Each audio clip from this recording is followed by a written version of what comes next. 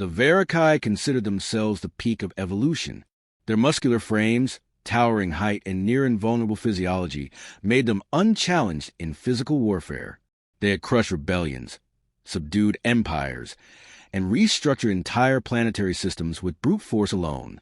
When the galactic community formed the United Council of Sentience, the Verakai declared themselves natural leaders. No one dared oppose them. No one challenged the unspoken rule that they were the strongest species in existence. That is, no one except the humans.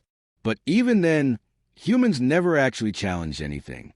They simply attended meetings. Quiet, observing, always sitting at the back, as if uninterested in galactic politics. That was the first thing that bothered the Verakai. Their ambassador, a brute named Sovarn, once asked during a closed diplomatic session, "Do they even speak?" referring to the human delegation seated silently behind the other species representatives. The room chuckled. The humans didn't respond. They just smiled. Humanity's membership into the Council had been controversial. Their planet, Earth, was classified as a death world, a world with such hostile conditions that most species couldn't even survive a week there. The fact that they evolved on such a world, survived countless extinction events, and still achieved interstellar travel puzzled many. It also unsettled those who understood what that truly meant. The Verakai, however, dismissed it all. Death worlder or not, the humans didn't act like warriors. They weren't aggressive. They didn't posture. They didn't boast. They lacked the usual behavioral cues of predators. And in Verakai eyes, that meant they were weak. At the Council, humans rarely spoke unless addressed. They abstained from votes that involved military action. Their fleet was modest, their deployments minimal, and their contributions often intellectual, engineering solutions, trade optimization, and subtle diplomacy. They were helpful, yes, but harmless.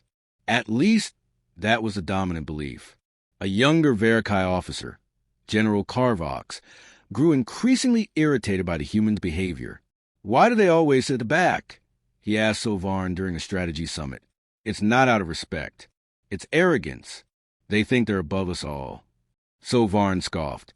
"They're beneath us, but soon they'll learn their place." And so the ridicule began, not overt but in small gestures. Invitations accidentally sent late, jokes made in council lounges, challenges disguised as diplomatic banter. Still, humans didn't react. They smiled. They watched. They listened. It wasn't long before the Verakai's disdain became a sort of sport among other species. Few dared to directly challenge humanity, but many enjoyed the idea that someone was finally testing them. For years, humans had been enigmatic. Now, perhaps, they'd be revealed for what they really were, overrated, eccentric outliers. Then came the Outpost incident. The Verakai operated a mining facility on the frozen moon of Drenhall 7. It was remote, well-defended, and rarely needed oversight. But one cycle, communication ceased. Emergency protocols activated. A Verakai strike force was dispatched. When they arrived, the facility was abandoned. No bodies, no weapons fire, no signs of breach. Every system had been shut down cleanly. Surveillance logs showed only shadows, flickers of movement, strange auditory distortions. The only consistent feature in the footage was the presence of a single human cargo vessel that had docked a day prior. Sovarn dismissed the idea. It's sabotage. Pirates. Probably some rogue AI. Humans aren't capable of something like this. But the footage circulated privately among council members. Speculation ignited. One observer from the aquatic Norel species said, "I've seen something like this before." During the Barrack uprising, humans ended it in 2 days. No survivors. No witnesses. The statement was dismissed. There were no records of such an event. Typical human myths, most assumed, unverifiable, exaggerated. Still, whispers grew. Rumors spread among smaller species. Unspoken warnings began to circulate. A phrase emerged among the lower-tier diplomats.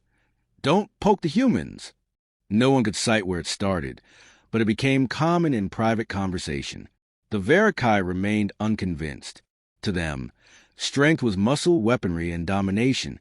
Their worldview had no room for psychological warfare, indirect control, or subtle manipulation. They didn't understand fear used as a tool. They didn't see the power in restraint. Carvox began pushing for a formal challenge. Let's see them prove their worth. If they are what they pretend to be, they will accept. A request was sent to Earth's delegation. Participate in a joint strategic simulation exercise against a Verikai force.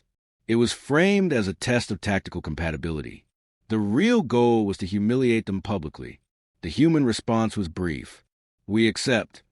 No complaints. No delay. Just that.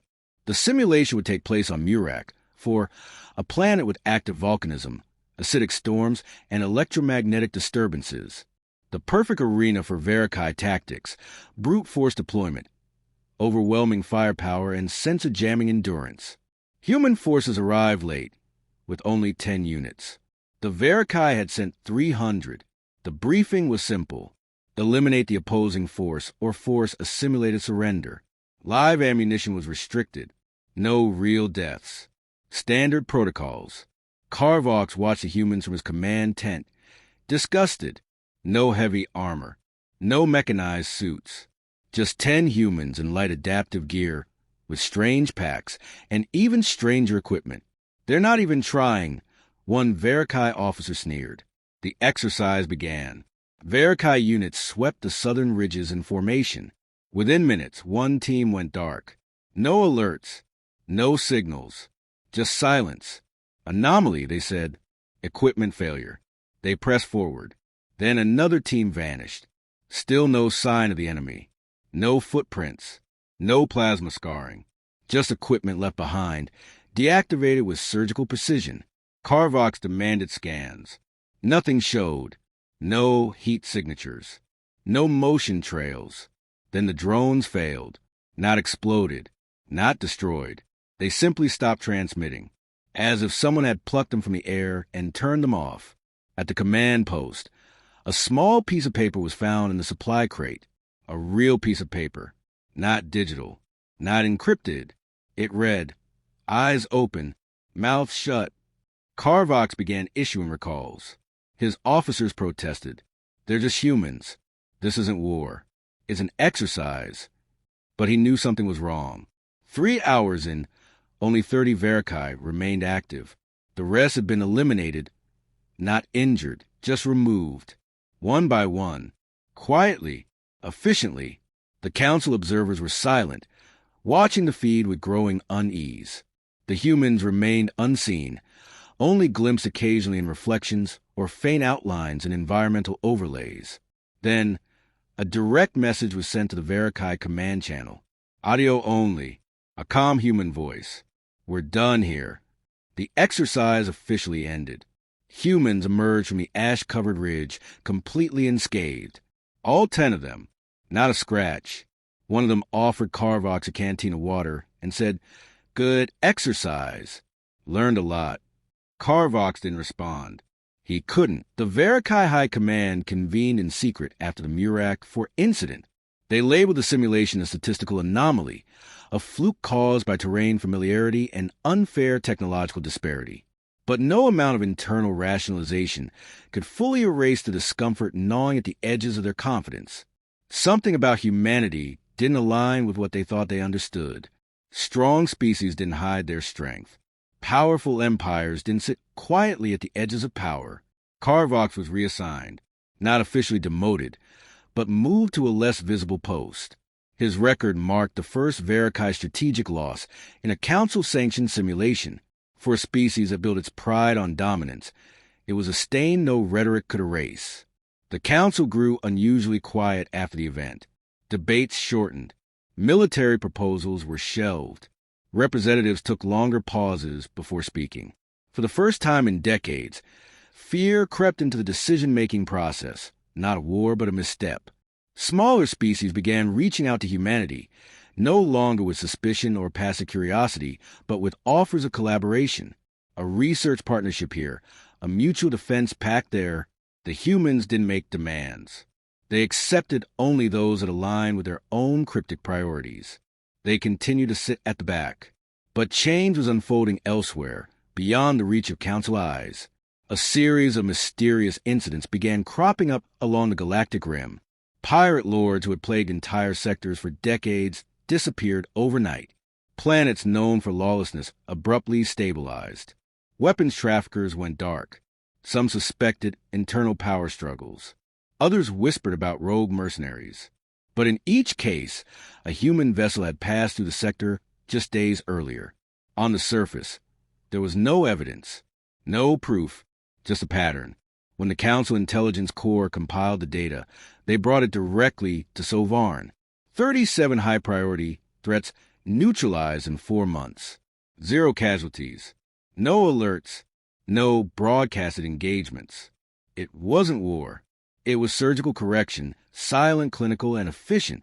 Sovarn stared at the data and finally asked the question no one wanted to confront. Why are they cleaning up the galaxy and not telling anyone? There was no answer. The problem with humans wasn't just their capability. It was their ambiguity. They weren't seeking control. They weren't conquering. They weren't boasting. They were simply correcting. Quietly, invisibly, with precision no known species had ever demonstrated. An emergency meeting of the Inner Circle, those species that held the most power within the Council, was called to discuss the implications. The discussion began with rational observations. Threat neutralization, stability increases, improved trade flows, all positive indicators. But beneath the surface was unease. A Zelvarian senator asked, "Are we witnessing the rise of a shadow empire? One that governs not through policy, but through presence?" Another added, "We never gave them authority. They're taking it." Yet no one could point to a treaty violated, an act of war, or a power grab. The humans weren't removing rulers. They weren't annexing territory.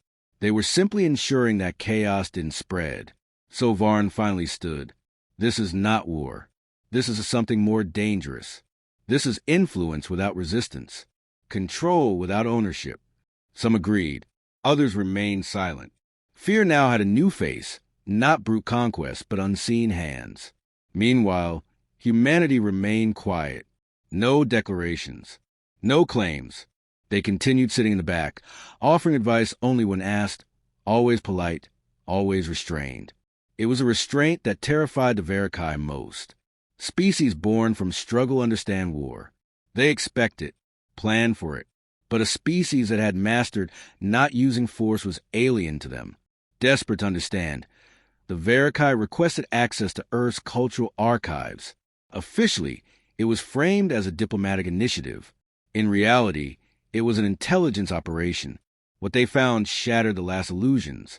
Humanity had not always been restrained. They had waged wars so vast that entire continents changed shape.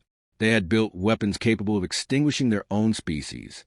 They had stared extinction in the face, more than once, and clawed back from the brink each time. And then, when they reached the stars, they didn't conquer. They didn't destroy. They joined. The restraint wasn't weakness. It was choice, a decision made by a species that had seen its own abyss and chose to step back. The Verikai couldn't process it. Their culture was built on dominance, on proving superiority, on defeating threats before they could grow. But humanity had evolved past the need to prove anything. They knew what they could do. They didn't need to demonstrate it. That made them more dangerous than anything the Verikai had ever encountered. The turning point came when the Core Dominion invaded the Valithi cluster, a peaceful alliance of 6 minor species known for their advanced terraforming technology and complete lack of military capability. The Core were brutal, fast, efficient. The Council hesitated. The Verikai stalled.